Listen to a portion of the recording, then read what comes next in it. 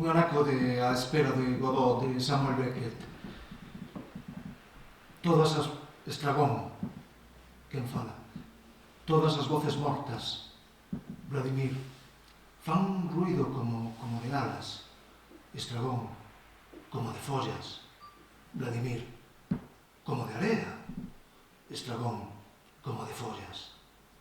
Silencio. Vladimir, falan todas a vez. Estragón, cada unha para si mesma. Silencio. Vladimir, máis ben, susurran. Estragón, rense. Vladimir, murmura. Silencio. Vladimir, que está a decir? Estragón, falan da súa vida. Vladimir, haberlo ter vivido non é dabondo para elas. Estragón, tenen que falar de iso. Vladimir, estar mortas non é dabondo para elas. Estragón, non, non é dabondo. Silencio. Ben, eu, como todos, teño que agradecer, en primeiro lugar, a vosa presenza, a vosa compañía, a vosa asistencia esta tarde aquí, non? E, dende logo, o que nos convoca, non? Neste traballo paciente, extraordinario, inquietante, perturbador, este teimar, digamos, podríamos decir, esa frase irónica, non? De Steiner, de dicir, teimar no erro da esperanza.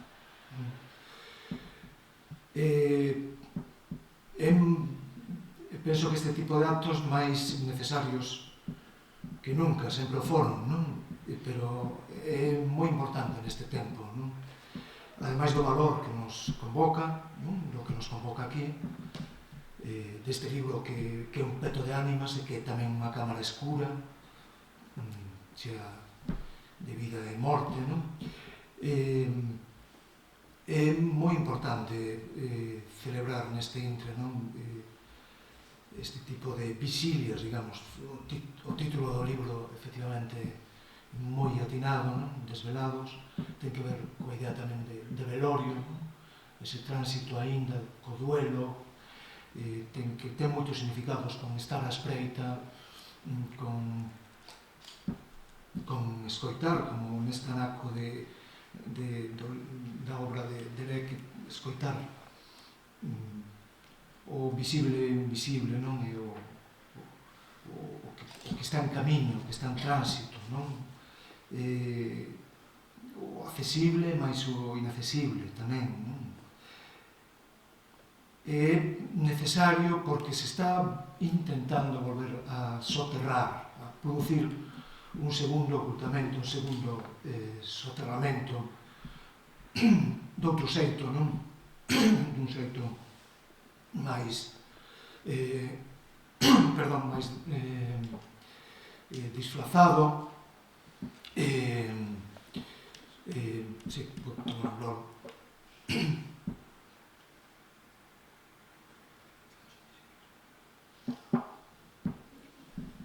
Un soterramento que, por exemplo, do que temos claras evidencias, pois, por exemplo, coa poda, coa retirada de prácticamente as asudas que estaba a ver, é dicir, eran aínda insuficientes, mas hai está a ver totalmente un recuar, unha regresión, non? Neses fondos imprescindibles, é dicir, volvemos ao punto de partida, que de todas formas é un punto de partida matriz, cando a xente tomou a decisión, netos, netas, os familiares, xente voluntaria, tomaron a decisión de desvelar, de destapar O que pasa que, bueno, hai unha novela aí de A falsa pista de Mankel, que hai un intre moi interesante, que tamén é moi significativo para o que está a ocorrer en todos os ámbitos aquí, e que conta como alguén está a cavar con unha pada, non? Buscando pegadas, buscando restos, buscando pistas para unha descoberta, non? Para chegar á verdade. Entón, esa persoa bota a terra cara arriba e di, o narrador di, é un xornalista que está a buscar a verdade, non? Conta, arriba hai outra persoa, está tamén con unha pala, está a terra que o outro bota para arriba para destapar, este devolve para baixo, volve a tapar, non? E di o narrador, este tamén é xornalista, non? Estámoslo vivindo en moitos eidos no xornalismo, máis especialmente tamén no eido da cultura, como ben dixo Benjamin, detrás dun documento de civilización adoita haber un documento de barbarie. Entón a cultura vemos que dá para todo, non? É un camiño contra a estupidez, mas é tamén un camiño para reducir, un camiño estupefaciente cando é utilizada e manipulada nese sentido, non? Como proba, pois, citar, por exemplo, ese polémico dicionario biográfico español, non? Fixadevos que ese sí que non lle recortaron as axudas, casualmente. Entón, podíamos citar tamén o que está a suceder coa persoa do xuiz que intentou desvelar, non? No eido da xustiza. Isto, sabedes, como acabou sendo unha víctima, e como o que está a pasar agora, que chegas a unha vileza de, digamos, obscena, non? Poñendo prácticamente na diana, non? Colocándolo nunha situación realmente de inseguridade persoal. Sabedes que prácticamente se retirou a custodia e a escolta. El mesmo se publica unha carta aberta dicindo que se sinte exposto, que se sinte a súa vida en perigo, non? Ben, tampouco, por outra parte, digamos, poñer un chisco tamén de esperanza, dende logo, esta capacidade de resistencia, de resistencia, non van borrar esa historia, xa non, penso que é un camiño que xa non ten volta atrás, non poden pechar o velorio, digamos, na visilia, porque isto é unha proba decisiva de humanidade. É dicir, o dilema aquí non é en termos de parcialismo político, non? Senón que estamos a falar de se opta pola humanidade ou pola inhumanidade, non?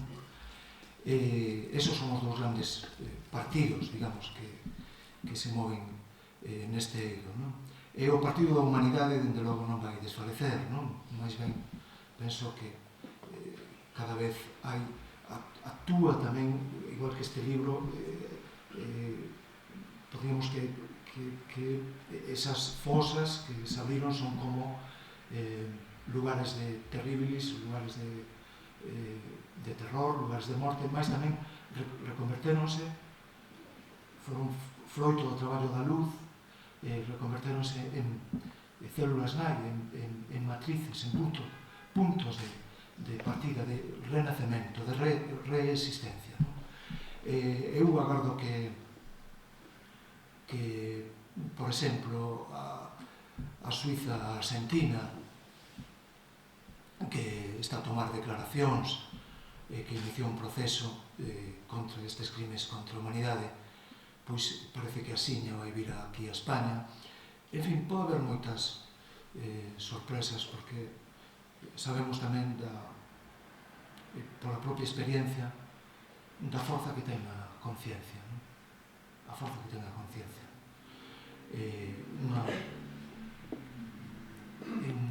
chisco, un biscallo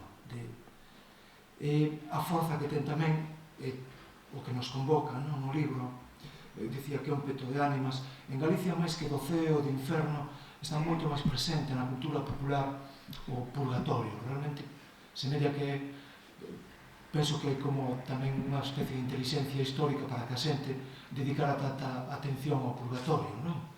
Que se asemella máis, digamos, a estar a rentes do chan, máis a vida real, non? E por iso esa creación maravillosa da arte popular, que son lugares tamén de transmisión, de comunicación entre vivos e mortos, que son os petos de ánimas, non? Este, xa dicía eu, para min é un peto de ánimas. Sabedes que nos petos de ánimas a xente deixaba alimentos, deixaba algo, mesmo algún licor café, unhas moedas, aquilo que parecía que só podría ser útil para os vivos, pero que a xente seguía considerando que podría ser útil tamén para os mortos. Non estaba clara a fronteira, non? Nesa cultura popular. Aquí eu faría unha fusión entre a idea de peto de ánimas e de cámara escura. Cámara escura, que é esa primeira cámara fotográfica, non? Primaria, que simplemente con un pequeno orificio, non? Entraba luz aí a mudiño, entraba luz laboriosamente, con moito esforzo, e iba esa luz iba introducindo o mundo dos vivos no que sería a cámara escura, que sería o mundo das fosas, o mundo da morte, non? Esa luz ia traballando coas sombras e creando, digamos, unha nova realidade, non?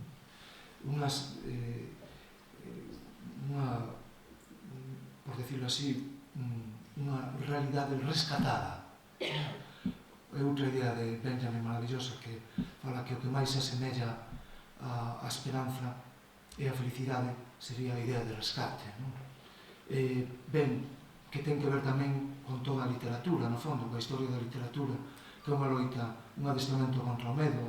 Tedes aí todos os contos de nenos, os contos tradicionais, os contos que realmente son contos para todos, non? De adestramento da humanidade, no que o punto de arrinque sempre é a loita contra o medo, e sobre todo un tipo de medo que é o abandono. Este foi un abandono, o que pasou aquí durante anos, foi un abandono da sociedade, eso que chamamos amnesia, é un xeito de abandono, non? Que ten que ver o peor dos abandonos, ademais, non? Entón, aquí, neste libro, está ese traballo da luz e da sombra. Nese sentido, explicou, desenvolver moi ben Piñón, non? Que hai un traballo que ao mesmo tempo ten esa condición de arte e de información, que non hai por que presentarlo como algo esgazado, non? Mais ben, a arte, cando é boa, eu diría que ten moitísima información, e tamén, cando ali onde se condensa a información, hai un esforzo, unha vontade de estilo, unha vontade artística, non? Entón, aquí temos os mortos e os vivos. Aquí están os que vemos, as vidas que non se viviron, que se coutaron, que se amputaron. Están tamén os que mataron,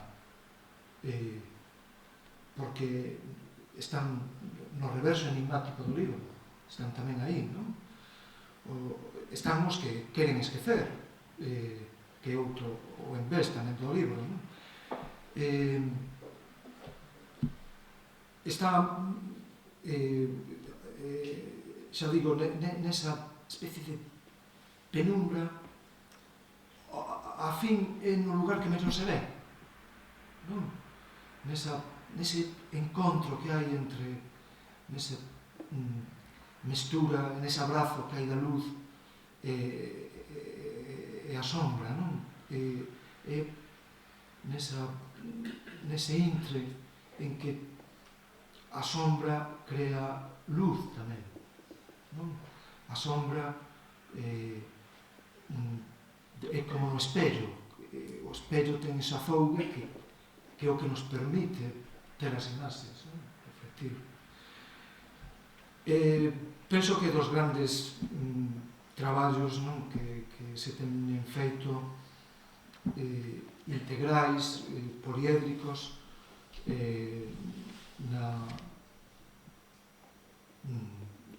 no noso tempo histórico, non? Na nosa contemporaneidade.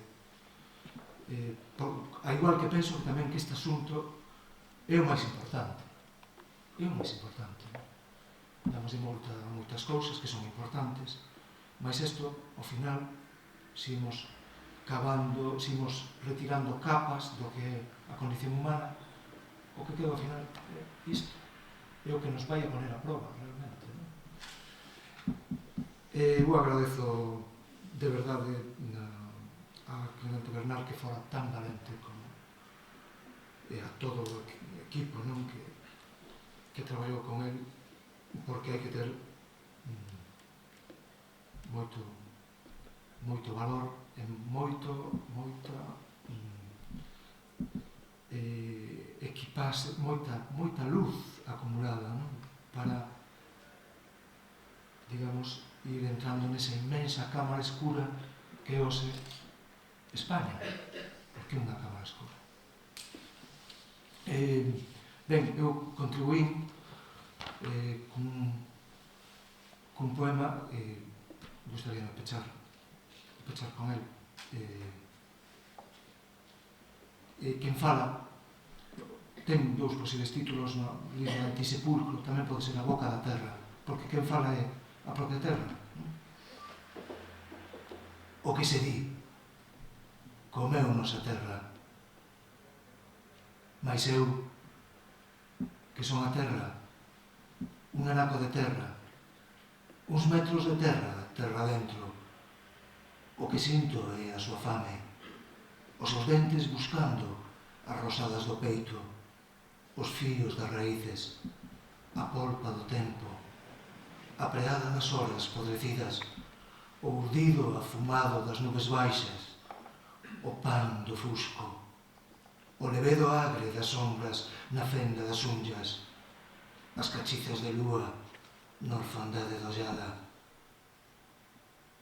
Eu senti moito, tal vez como ninguén, esta desora morta, estes mortos inquietos, o eco do berro no badalo das balas, abrazados a min, coa última palabra na boca, esa gramiña, esa silveira, ese oso de sabugueiro, coidei dos seus zapatos, os botóns, as fibelas, os peites, os seus lápis, o pouco que tiña, o enxoval do escombro.